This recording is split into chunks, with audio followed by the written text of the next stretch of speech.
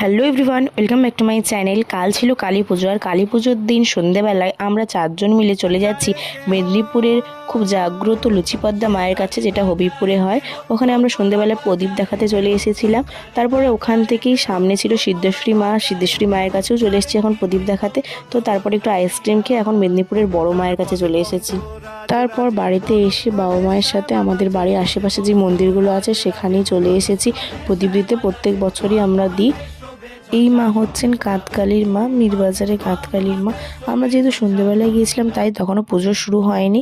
তারপর প্রদীপ দিয়ে এসে আমাদের বাড়িটা যে লাইট দিয়েছে সেটারও একটু ভিডিও করে নিলাম।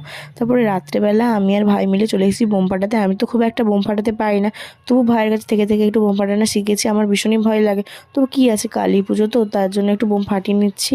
তো দেখতে থাকো। আর আজকের ব্লগটা এতটাই, আমরা আজকের দিনটা এভাবেই কাটালাম। তো ব্লগটা কেমন লাগলো অবশ্যই জানিও। বাই।